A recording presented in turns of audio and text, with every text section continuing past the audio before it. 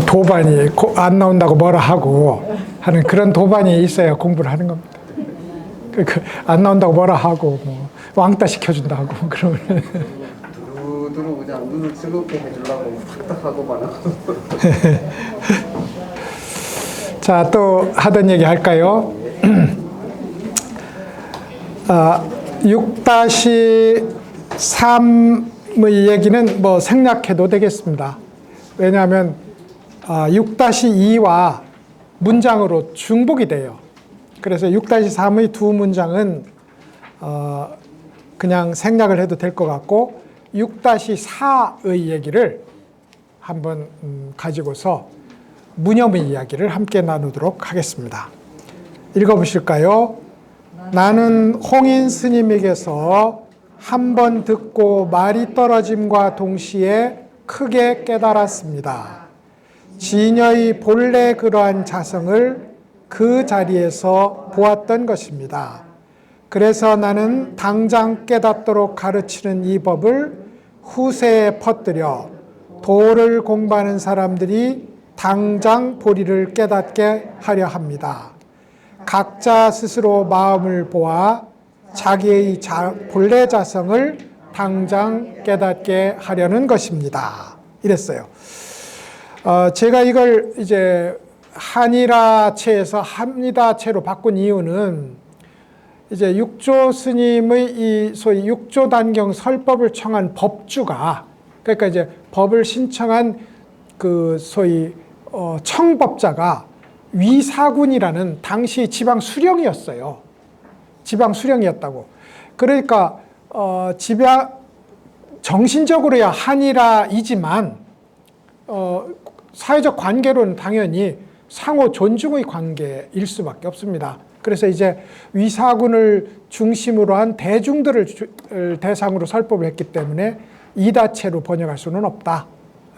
그렇게 이제 우선 이해를 하시면 될 것 같고, 부처님도 조차 한일화로 말씀하지 않으셨다고 봐야죠. 그죠? 한일화로 국왕도 있는데 한일화가 됩니까? 그래서 이제 정신적으로야 그렇느니라이지만 말은 경어체로 쓰였다는 것이 더 옳지요. 홍인 스님에게서 한 번 듣고 말이 떨어짐과 동시에 크게 깨닫다. 이게 조사선이거든요. 그러니까 이제 그러면 육조 스님은 뭐 상근기 중에 상근기라서 실제로 나무 장사를 하다가 오조 홍인 스님의 도량에서 공부한다는 소문만 듣고도 뭔지 알았어요. 그러니까 그때 이미 응무소주 이생기심을 장작을 져서 날라다 주고 그 장작을 시킨 사람이 읽는 소리를 듣고 그게 무슨 뜻인지 알았어요. 일자무식이었는데 어떻게 했냐 이렇게 묻지 마십시오. 중국어잖아요. 우리는 한문이니까 공부해야 알지만 이들은 응무소주 이생기심은 그냥 말하는 겁니다. 그래서 알았어요. 그리고 나서 이제 오조 스님의 회상에 가서 이제 이 공부를 합니다. 그런데 이제 당연히 이미 알았으니 오조 스님의 회상에 가서 방앗간에 방아를 찧었는데 지금 말씀하신 것처럼 꼭 선방에 가서 앉아야 참선은 아닌 거거든요. 방아를 찧으면서도 응무소주 이생기심의 도리에 대해서 나를 내려놓고 지향할 부처를 내려놓고 어느 곳도 갈 곳 없는 자리에서 오로지 쿵떡 쿵떡 쿵떡 방아 찧는 일에 진여가 나타나는 것을 확인하고 있었어요. 그렇게 이제 공부를 하다가 이제 오조 그 동산 홍인 스님의 도량을 한번 시끄럽게 하는 일이 있었잖아요.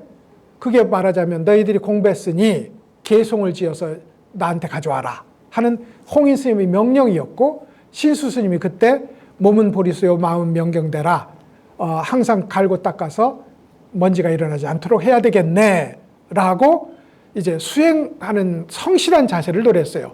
육조 스님이 그러자 도대체 보리라는 나무라는 것이 원래 있지도 않았거니와 명경대라는 것이 무슨 어디 따로 누대라는 게 있기나 했느냐.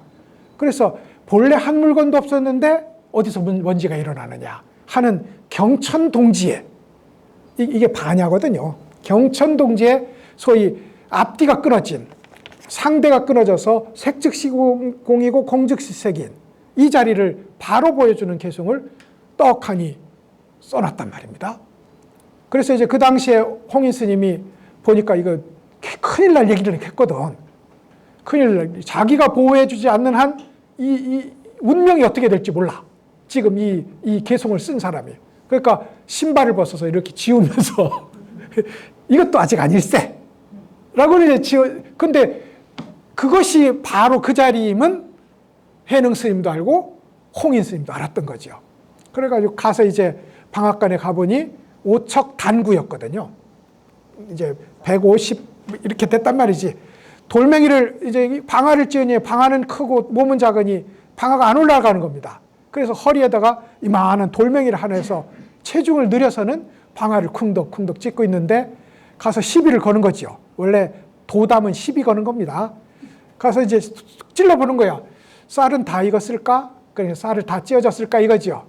쌀은 껍데기는 다 벗겨졌을까? 이렇게 이제 묻는 겁니다. 껍데기는 번뇌이고 껍데기가 벗겨지면 나타나는 것은 온 쌀이잖아요. 구름이 겉어지면 태양이 나타나고 껍데기를 벗기면 쌀이 나오잖아요. 그러니까 껍데기는 다 벗겨졌을까? 그러니까 벗겨진 일은 벌써 오래입니다. 그런데 키질은 좀 해야 되겠습니다. 스승님께서 좀 와서 도와주셔야 됩니다. 이거예요. 그래가지고 이제 참 그래 하고서는 주장자를 들어서 방아 찢는 돌방아를 이렇게 3번 때렸다는 겁니다. 그래서 이제 이 스님이 야반 삼경에 찾아오라는 말씀이시구나 하고 삼경이 되어 찾아갔어요. 뭐 그걸 못 알아듣으면 큰일 났지. 왜 그래? 암호로 말해. 그러니까 이렇게 해서 이제 삼경에 갔더니 홍인 스님이 가사로 창문을 막고 금강경을 설했는데 응무소주, 또 응무소주 이생기심입니다.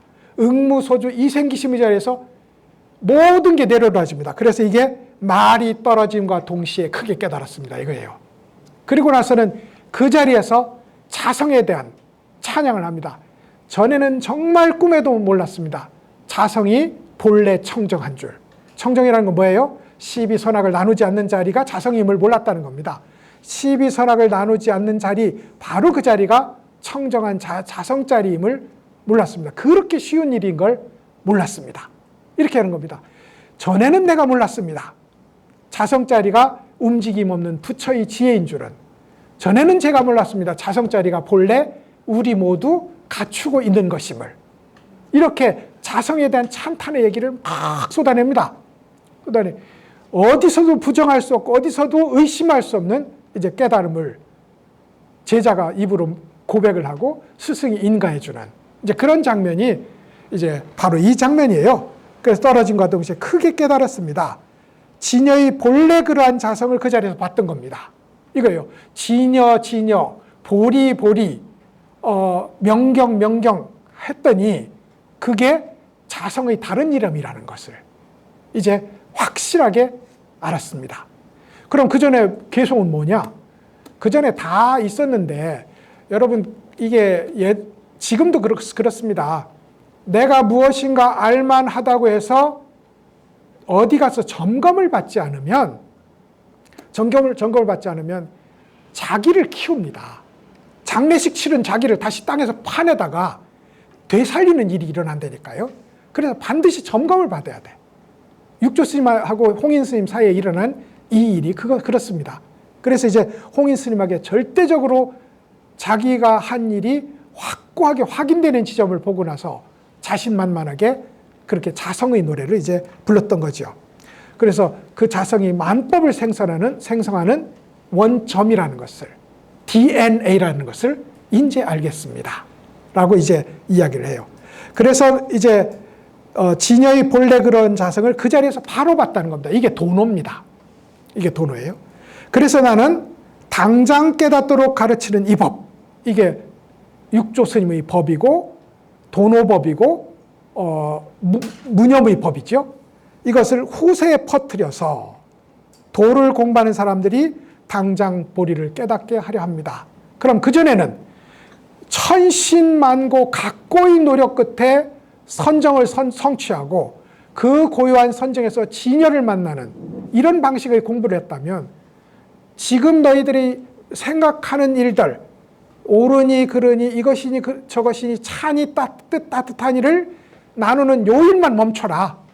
그 일을 멈추면 바로 그 자리가 깨달은 자리다. 이렇게 하는 법을 가르치겠다는 겁니다. 이게 남종선이에요. 남종선이고 여기에는 이제 성철 스님께서 진정한 무심을 성취한 그룹과 그냥 유심으로 나는 진리의 흔적을 보았노라고 한 그룹들이 용과 뱀이 섞여 있듯이 섞여 있다고 보았어요. 그래서 성철 스님은 용과 뱀을 분리해내고 싶어 했고 금과 모래를 분리해내고 싶었던 겁니다. 그리고 용과 뱀을 나누고 금과 모래를 나눌 수 있는 가장 유일한 방법이 무심의 순도와 항상성이었어요. 무심이 얼마나 지속되느냐면 이 말입니다.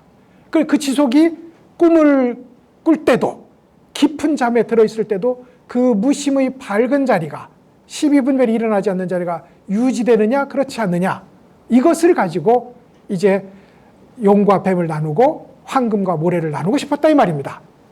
근데 육조 스님은 그 첫 출발이므로 황금 덩어리였던 거죠. 여기서 이제 소위 남종설의 중국선의 황금기가 일어난다고요. 당장 깨닫는 법은 그렇습니다. 그래서 실제로도 지금 당장 무심할 수만 있다면 부처다 이런 얘기는 언제나 옳습니다. 다만 그 무심이 아까 제가 그냥 육식만 잠깐 멈춘 자리인지 아리아시까지 확 뿌리 뽑혀서 내가 아무리 잡념을 하려고 해도 전부 진여가 쏟아져 나오는 얘기인지 이거 그 자리에 가 있는지 겉으로 무심인지 이것이 문제지 무심이면 부처다 이 말은 절대 옳다 이 말입니다. 그래서 이제 각자 스스로 마음을 봐 자기 본래 자성을 당장 깨닫게 하려는 것입니다. 모양지어서 장자부라를 하고 고요함에 빠져서 옆에서 대포가 터져도 대포가 터지는 줄자 모르는 그런 신기한 선정을 성취하는 것에 이 공부가 있지 않다. 이 공부가 있지 않다. 매번 지금 이것이 자성, 자성, 자성, 자성 1, 자성 2, 자성 3으로 이름 붙여진 소위 배우들이다. 연극 배우들이다. 하는 것을 나는 그렇지만 네가 그 마스크만 벗으면 자성인 줄 안다. 라는 얘기를 이렇게 표현을 한 거라고요.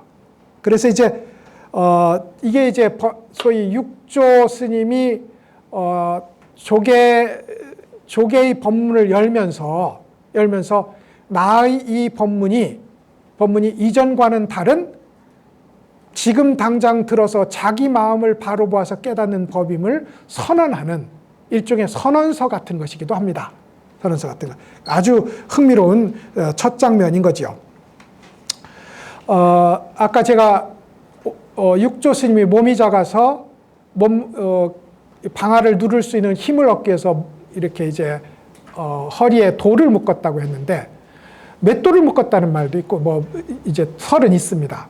근데 그때 법을 위해서 몸뚱이를 잊었구나 라는 말이 있어요.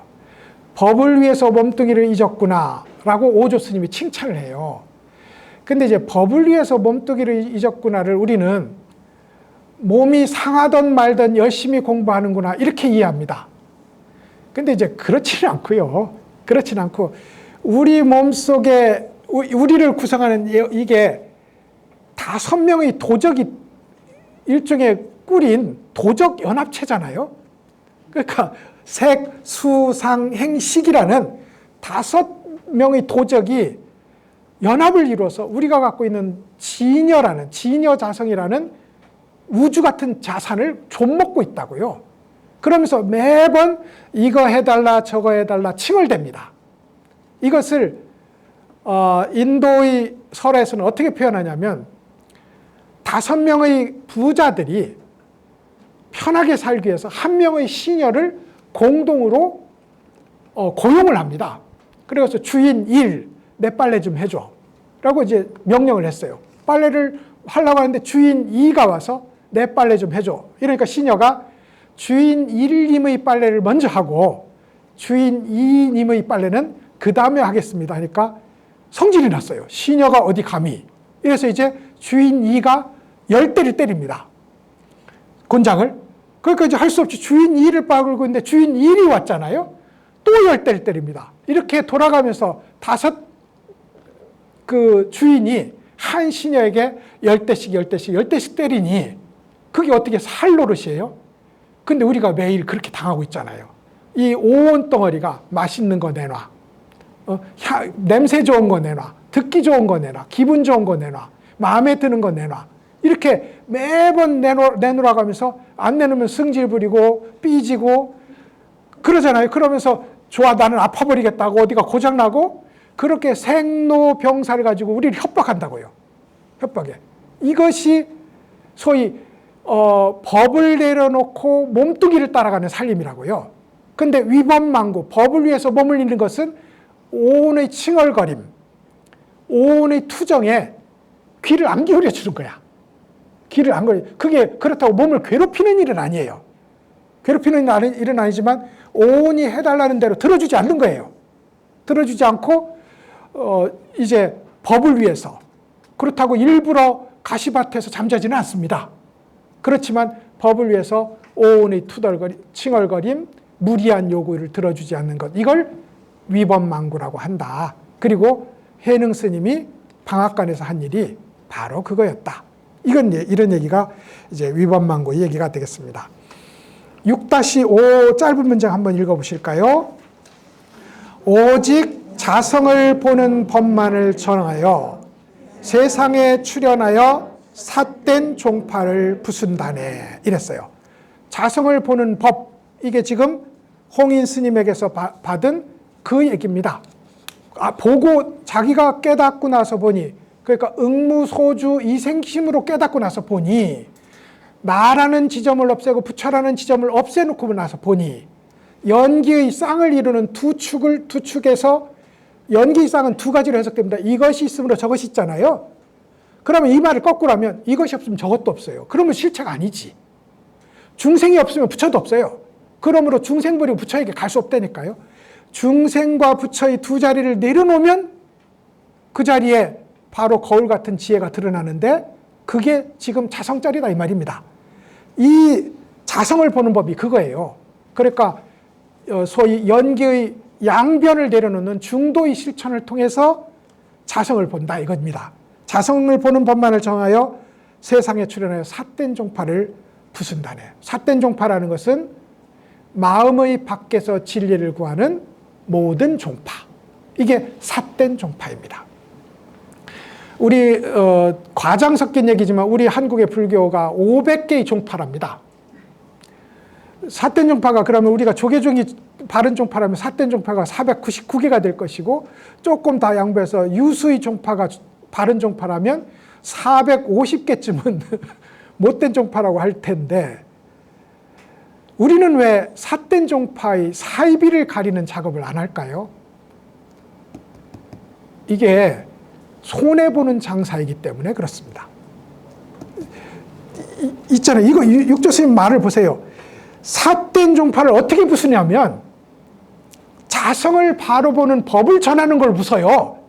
그 사람들하고 권투해서 부수지 않고 너희들 삿대 하고 싸우지 않고 내가 자성을 바로 봐서 바로 견성하는 걸 가지고 삿된 종파를 부순다니까요. 무슨 말인지 알죠? 육조 스님은 타인의 잘못도 내 잘못이에요. 왜? 너 잘못했구나 분별하는 그 일이 이미 나의 망상이므로 내 잘못입니다. 나의 잘못은 당연히 내 잘못입니다. 나한테 일어난 분별이니 내 잘못이죠.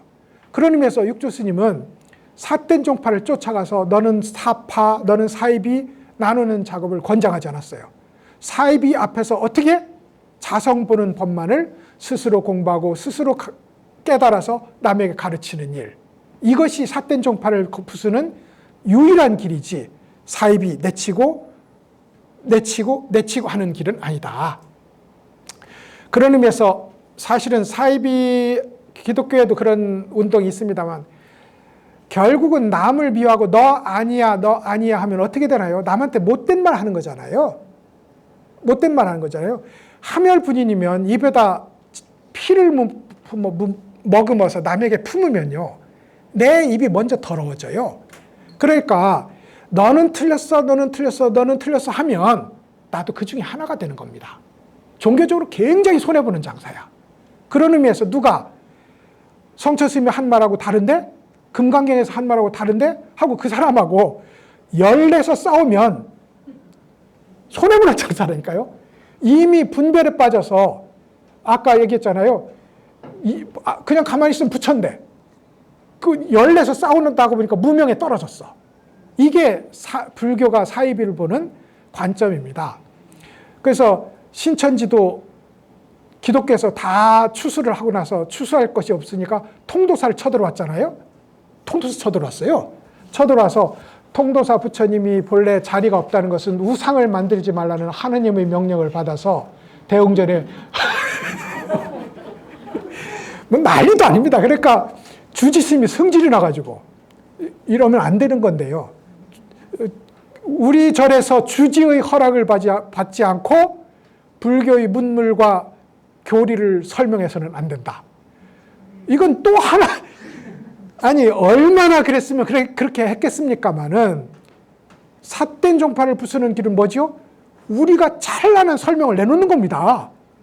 우리가 이 공기 하나조차도, 먼지 하나조차도 부처님이 나타나서 너희들 말대로 하느님이 역사하는 현장이라는 것을 설득력 있게 더 보여주면 그것이 삿된 종파를 부수는 길이지, 너희들 들어오지 마, 들어와서 설명하지 마.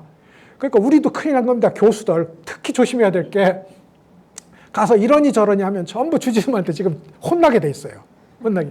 그래서 삿된 종파와 싸우는 길은 바른 법을 실천함으로 싸우지 삿된 법을 꺾는 방식으로 싸우는 것이 아니다. 나는 기독교도 그렇다고 생각해요. 그런데 이제 거기 어마어마하게 싸우거든요. 그리고 그 싸움은 정치지 종교의 싸움이 아닙니다. 결코 종교적으로 보탬이 될 싸움이 아니에요. 매번 정치지. 그러고 우리가 보면 진짜 사입인데도 정치적 야합으로 또 정파가 되기도 합니다. 그러니 내가 발라지는 것으로 사이비가 싸우는 것이 바른 길이다. 그런 의미에서 우리가 이제 대한민국 불교 종정협의회 이런 것에 화낼 필요는 없습니다. 그 건신법사 이런 이들 때문에 불교를 욕보인다 이렇게 할 필요 없어요. 우리가 바른 불법을 실천하는 만큼 그것이 부서지는 것이지, 그것과 싸워서 그건 불교가 아닌데 그럼 내가 하는 건 불교인가? 그거는 불교가 아니라고 판정하는 순간 나도 변견에 떨어졌다고요. 한쪽 치우친 견해에 떨어졌으므로 진정한 견해를 실천하는 것이 아니다. 이렇게 공부를 하는 것이 좋겠다. 성질은 나지만 500개 종파 보면 어떤 경우는 정말 성질이 나가지고 뭐 우리야 뭐 성질 날 수밖에 없는 존재잖아요. 성질이 나가지고 이걸 어떻게 논파할까 하다가도 역시나 주판을 이렇게 튕겨보면, 저울질을 해보면 손해보는 장사이면은 틀림없다. 주지가 쌍둥이를 낳든 무엇을 하든 그건 그 사람 몫이고 금강경 한 구절 읽고 내 삶에 실천하는 건 내 몫인데, 주어진 한경 제한된 시간 안에서 쌍둥이 낳았는지 말았는지 가지고 싸울 일이 뭐 있겠느냐. 그런 의미에서 사이비와 싸우는 것은 바른 종교를 실천함으로 싸우는 것이다. 이런 이야기가 육조 스님의 이 말씀에 딱 들어와 있다고요. 딱 들어와 있다고. 그래서 우리 한번 육조 스님이 그렇게 말씀하셨던 거 있고요. 6-6 한번 읽어보실까요? 진정한 반야관조가 일어나면 찰나간의 망념이 모두 사라집니다. 자성을 알면 한 번에 깨달아 즉시 부처의 자리에 이르게 됩니다. 네, 진정한 반야관조가 일어나면, 반야라는 건 지혜인데 우리가 알고 있는 지혜는 이것과 저것을 세분 아주 자세하게 나누는 것이 지혜예요. 우리가 말하는 지혜는, 불교의 지혜는 아예 나누지 않는 게 지혜입니다. 그러니까 거기다 앞에다가 마하를 붙였잖아요. 큼을 붙인 이유가 둘로 쪼개면 크지 않잖아요. 둘로 쪼개면 크지 않으니까 우리 세속의 지혜는 쪼개고 쪼개는 나눗셈의 지혜라면 불법의 지혜는 쪼개기를 멈추고 멈추는 융합의 지혜라서 최종의 쪼개기가 일어나기 전 이 자리, 큰 거울 같은 자리, 이를 반야라고 부릅니다. 그래서 마하라고 이름 붙인 거기도 하고요. 그래서 반야 관조가 일어나면 당연히 관조가 일어나죠. 우리는 한 번도 세상을 바른 눈으로 보지 않습니다. 내가 있으므로. 내가 있으면 절대 못 봐요. 그래서 만공 스님한테 데라우치가 와서 물었다는 겁니다. 진리는 어떻게 봅니까? 진리는 지금 누구나 볼 수 있습니다.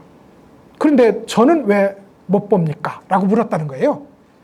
당신이 있기 때문이죠. 내가 있으면 못 봐요. 이게 어마어마한 왜곡 현상을 일으키거든요. 그래서 지나가다가 이렇게 슬쩍 봤는데 그냥 봤을 뿐이거든요. 저게 나한테 무슨 억하심정이 있어 저렇게 노려보지? 이렇게 시작한다니까요. 이것이 내가 있으므로 그래요. 그래서 내가 없는 것, 당연히 부처님이 없는 것, 중생이 없고 부처님이 없는 자리, 이 자리가 반야 관조가 일어나는 자리입니다. 우리는 현실 생활 속에서도 바둑을 두는데 구경꾼은 잘 두고 바둑 두는 사람은 늘 옆에서 보면 빤히 보이는데 그걸 못 보고 늘 틀린 수를 둬. 사기당하는 사람들 옆에서 보면 빤한데 늘 틀린 길을 걸어. 근데 우리가 번뇌하고 싸움에 있어서 우리는 늘 틀린 길을 걷고 있다고. 왜? 내가 싸움의 주인공으로 나를 내세워서 그래요. 번뇌와 싸운다고 하는데요. 번뇌의 원흉이 나예요. 근데 내가 어떻게 싸워? 도적 두목이 도적을 물리친다는 뜻하고 같아요. 그러므로 번뇌와의 싸움은 나를 내려놓는 공부입니다. 나를 내려놓는다고요. 그래서 진정한 반야관조가 일어나면 나를 내려놓고 부처에 대한 지향까지 내려놓으면 갈 곳이 없는 큰 거울 같은 비춤만 있을 뿐이다. 이게 반야관조입니다. 그러면 그것이 그 비춤이 곧 망념이 없는 겁니다. 이 말은 태양이 나타났다는 것은 구름이 없다는 뜻이다. 예, 반야관조가 일어나면 태양이 나타났다. 망념이 사라진다. 구름이 없다. 이 말입니다. 거꾸로는 구름이 없다는 것은 태양이 나타났다는 뜻이다. 그러니까 무념이면 성불이라는 뜻이나 견성하면 무념이라는 뜻은 동일하다. 말을 바꾼 겁니다. 태양이 나타났다는 것은 구름이 없다는 뜻이다. 망념이 없다는 뜻이죠. 구름이 없다는 것은 태양이 나타났다는 뜻이다. 이렇게 된다는 거예요. 그래서 이렇게 뒤집어 이야기하기도 합니다. 자성을 알면 한 번에 깨달아 즉시 부처의 자리에 이르게 됩니다. 이것이 이제 돈법의 이야기고 이 얘기에는 틀림이 없다. 근데 애석하게도 우리는 자잘한 지혜들이 많이 개입돼 있어서 분명히 그 자리로 들어가면 그렇구나 하고 툭 누면 되는데 그게 안 돼서 다시 돌아옵니다. 그러므로 거듭된 수행이 필요해요. 이것은 예외가 없어 보입니다. 분명히 자성은 분명히 동자야 이 자리에 자성이 드러난 것은 분명하고 부처님의 움직임 없는 열의 지혜가 나타난 것은 분명해요. 그런데도 불성이 뭐지? 라고 물었을 때 동자의 머릿속에서 죽을 듯 일어나는 그 생각들, 그게 수행을 필요로 하는, 수행을 통해서 떨어내야 될 소위 쌀 껍데기들이라고요. 키즈를 통해서. 이것이 이제 자성을 하면 반드시 깨달아 부처의 자리에 들어가는 것은 틀림없지만 그렇다고 수행을 별 수 없이 해서 완전한 무심에 돌아갈 때까지 끝없는 수행이 필요하다. 이것이 이제 성철 스님이 우리의 현주소를 잘 본 처방전이었다. 그런 얘기입니다. 실제로 이런 논의가 거듭 모든 조사서에 어록에 넘치는데 성철 스님은 그럼에도 그 속에서 계속 조사 스님들도 꼭 무조건 바로 가리켜 보인 건 아니에요. 법은 두 가지입니다. 하나는 끊어내는 측면으로 말할 수 있고요. 하나는 바로 가리키는 측면으로 말할 수 있어요. 끊어내는 측면은 그거는 당신의 잡념 아닌가요? 라고 물어서 계속 당신이 생각 속에 빠져 있음을 보여주는 방식으로 공부를 가르칩니다. 이게 성철 스님이 취한 방식이고요. 그러니까 저 봤습니다. 이겁니다. 그러니까 그래 그게 꿈에도 있습니까? 이렇게 물어요. 그럼 꿈이 없는데 그럼 더 해야지. 이게 끊어내기 방식의 가르침이라면 바로 가르치는 거 이거지. 그러니까 너 얘기해봐. 그러니까 제가 한번 보여드리겠습니다. 자, 바깥에 문 열어봅시다. 눈 내리지요? 그렇네. 이건 바로 가르치는 공부입니다. 성철 스님도 했어요. 법정 스님이 스님께서 오늘 진리를 보여주는데 한마디 하실 말씀 있으십니까? 요즘 날씨가 추웠는데 스님도 핫옷을 입었지요? 이렇게 해요. 핫옷이라는 게 원래 핫옷이라는 건 갈대 솜을 넣은 거예요. 그런데 갈대 솜 안 따뜻하거든. 그래서 솜옷도 핫옷이라고 불러요. 그러니까 법정 스님이 네 알겠습니다 했다고. 이건 바로 가르치는 거라고요. 바로 가르치는 거. 근데 이제 법정 스님쯤 되니까 그런 거지. 법정 스님쯤 되니까 그런 거지. 그런 보살 앞에서 이제 그러면은 자 당신도 번뇌를 끊어봅시다. 이렇게 가르치는 건 너무 야박하니 바로 가르쳐서 당신도 알고 나도 알고 있는 일 이 자리에서 확인한 겁니다. 그렇지만 우리에게는 눈에 빤히 보이는데 잘난 척하고 싶어하는 거, 내가 깨달음의 주인공이 되고 싶어하는 거 다 보이는데 아니다. 그것은 다 유념이다. 생각일 뿐이다로 이제 계속 끊어내는 방식으로 스님이 이제 공부를 가르쳤다. 이것이 부처의 자리에 바로 이르게 된다는 이 가르침 앞에서도 왜 스님은 그렇게 얘기했을까입니다. 마지막 한 문장만 읽어볼까요? 6-7입니다. 나의 이 법문은 예로부터 생각 없음을 우선적인 종지로 세우고 모양 없음을 본체로 하며 머물지 않음을 근본으로 합니다. 이랬어요. 생각 없음을 종지로, 우선적인 종지로 해. 생각 없음, 무념, 위종이죠. 생각 없음을, 그러면 성철선의 핵심 종지도 무념이거든요. 공부는 어떻게 할 거냐? 무념을 하는 것이다. 공부의 완성은 뭘로 확인하느냐? 무념의 순도와 지속성으로 확인하겠다. 이게 성철스님의 공부법입니다. 육조스님도 그랬어요. 나의 법문은 생각 없음을 우선적인 종지로 합니다. 생각 없다는 게 뭐냐? 멍 때리기냐? 제가 학교에서 명상 수업을 하면서 학생들에게 첫 번째 리포트를 받아봅니다. 명상은 무엇이라고 생각하느냐? 90%가 멍 때리기. 이렇게 생각합니다. 그래서 그럼 학생들이 아니야 이러면 있잖아요. 또 다 싫어합니다. 그래서 맞다. 칭찬은 고래도 춤추게 한다. 맞다. 그런데 여러분이 생각하는 멍 때리기는 멍청한 멍 때리기고 명상은 총명하고 밝은 멍 때리기다. 그렇게 얘기합니다. 그러면 이제 무념이 그래요. 총명하고 밝은 멍 때리기다. 그러면 해명 스님이 대유령에서 육조 스님을 만나가지고 내 법을 위해서 쫓아왔지 가사를 위해서 쫓아오지 않았습니다. 한 말씀 해주십시오. 그러니까 자 불사선 불사악, 선도 생각하지 말고 악도 생각하지 않을 때 멍 때리는 거잖아요. 우리 기준으로는 선도 생각하지 않고 악도 생각하지 않으면 멍 때리는 길밖에 없어요. 그러니까 우리는 신기한 거야. 산란 아니면 혼침 아니면 산란이지 그 중간이 없어. 근데 산란과 혼침 둘을 내려놓은 자리에 밝은, 소위 우리 학생들이 말하는 밝은 멍 때림이 있다고요. 그 멍 때림이 불사선, 불사악의 자리야. 설마 선을 생각하지 않고 악을 생각하지 않는다고 해서 내가 깜깜하게 잠자는 건 아니잖아요. 그런 자리가 있거든. 명확하게 깨어있지만 3000배의 마지막 지점에 명확하게 깨어있지만 어떤 생각도 할 수 없는 자리 있단 말입니다. 있다고요. 그래서 이제 불사선 불사악이라서 도무지 어떤 생각도 일으키지 않는 자리에서 그대의 본래 바탕은 어딨냐? 그대의 마음의 본질은 뭐냐 이거예요. 마음은 희노애락의 소위 구릉도 만들고 산도 만들고 평지도 만들지만 그 구릉도 만들고 평지도 만들고 산도 만드는 그 마음의 바탕은 뭐냐 이거죠. 그러니까 마음의 바탕에 가보니 찬물 마시면 찬 줄 알고 따뜻한 물 마시면 따뜻한 줄 안다. 이게 지금 무념의 얘기입니다. 무념 얘기예요. 그래서 생각 없다는 게 멍청한 멍때림이 아니라 밝은 멍때림이다. 그것은 마니주와 같아서, 마니주는 무색의 보물인데 파란색이 오면 스스로 파랗게 물들고, 빨간 것이 찾아오면 스스로 빨갛게 물들었다가 파란 것이 가고 빨간 것이 가면 다시 무색으로 돌아오는 겁니다. 이것이 무념에 대한, 진정한 무념에 대한 밝은 비유가 된다. 무념입니다. 그 다음에 모양 없음을 본체로 한다 했어요.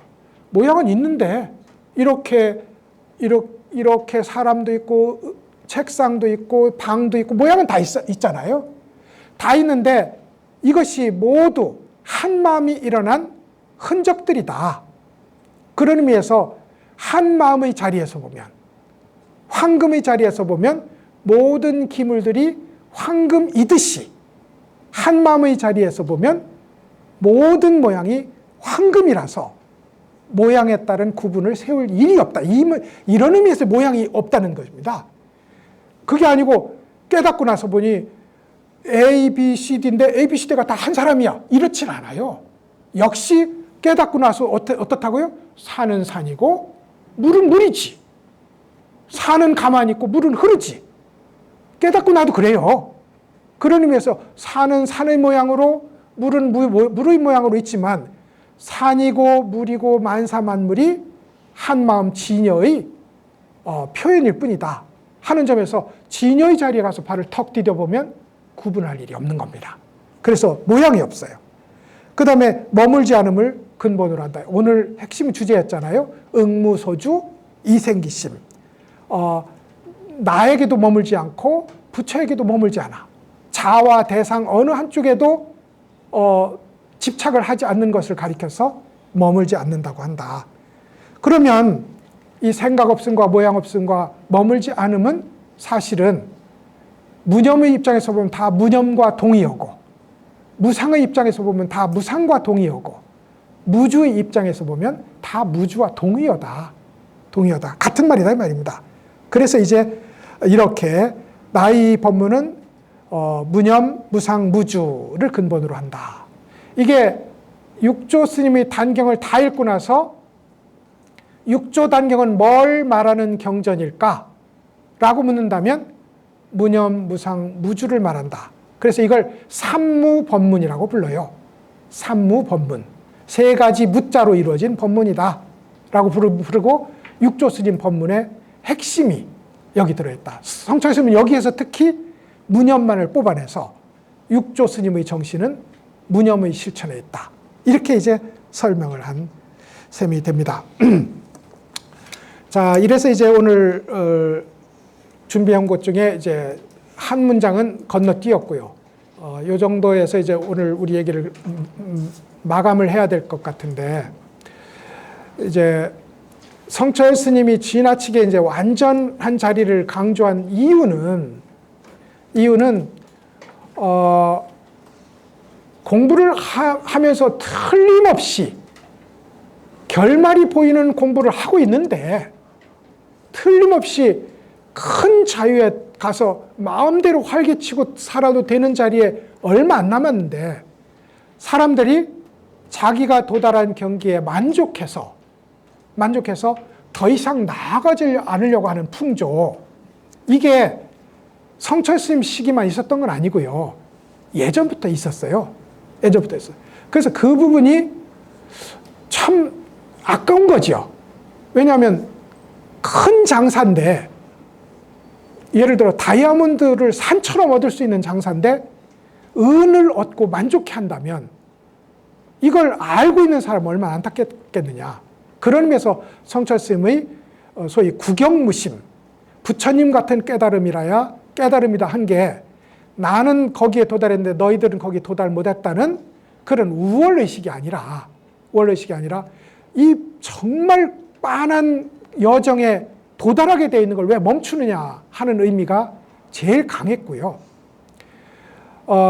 그러다 보니 이제 어떤 사람들은 성철 스님처럼 못될 바에야 에라 공부 안 하지 뭐 안 하고 무슨 붓글씨나 좀 쓰고 뭐 그림이나 좀 그리고 멋있는 차나 마시고 뭐 이렇게 살아도 스님으로서 청복을 누리면서 사는 것 아닐까? 이렇게 포기하는 사람도 있게 됩니다. 수행해서 뭔가 눈 떴다는 사람 다 거짓말이야 라고 치부하면서요. 근데 그렇지 않거든요. 수행은 하는 만큼 눈이 밝아져요. 하는 만큼 설사 궁극의 소위 성처스님이 얘기하는 구경무심 대원각에 못 이뤘다 해서 그 공부가 무의미한 건 아닙니다. 그래서 이제 마치 오늘 먹고 내일 한 끼를 걱정해야 될 한 가난한 사람이 어디 일을 해서 조금 한 몫의 재물을 얻었어요. 근데 자기는 이렇게 열심히 일하면 저 장자들 갑부들처럼 그렇게 물질에 자유로워질 줄 알았어요. 어디 가서 뭐 돈을 마음대로 써도 샘써 쓰듯이 돈이 날 줄 알았는데 가만히 계산해 보니 겨우 입에 풀칠할 수준이야. 그래가지고 에라이 하고서 이 재물을 자유롭지도 못하게 되는 이놈의 재물을 하고서 물에다 던져버렸어요. 아니 입에 풀칠하는 것도 삶이고 자유롭게 사는 것도 삶인데 입에 풀칠부터 해야 될 거 아닙니까? 근데 자유로운 것만 삶이고 입에 풀칠하는 건 삶이 아닌가? 그런 의미에서 소위 저 부자처럼 저 갑부처럼 물질의 자유로운 수준이 아니라면 이 정도의 물질은 아무 소용없어. 사실 이게 옛날 얘기라서 우습지 우리한테도 그런 일이 있다니까요. 내가 갖고 있는 이 작은 이 재물을 우습게 여긴다니까요. 근데 도를 공부하는 수도 현장에도 그렇다는 말입니다. 그런 의미에서 나의 자부심도 문제거니와 저렇게 자유롭게 도인이 못 될 바에야 공부 안 하지 뭐 라고 중도 폐지하는 이런 일들도 다분히 있다. 그런 점에서 청서스님이 법문을 읽을 때 스스로 수용하는 어떤 태도는 조금 생각을 해보셔야 되겠다. 모든 공부의 현장, 모든 공부의 순간들은 무엇보다도 가치 있는 것이다. 지금 몰라서 그렇지 나중에 지금 하고 있는 것이 노잣돈 마련하는 노동이었다. 멋진 여행을 걷기 위한 노잣돈 마련하는 단계였다고 생각해 주신다면 이 공부에 대한 신심이 더 일어나지 않을까 싶습니다. 자, 오늘 공부는 여기서 마치겠습니다. 수고하셨습니다.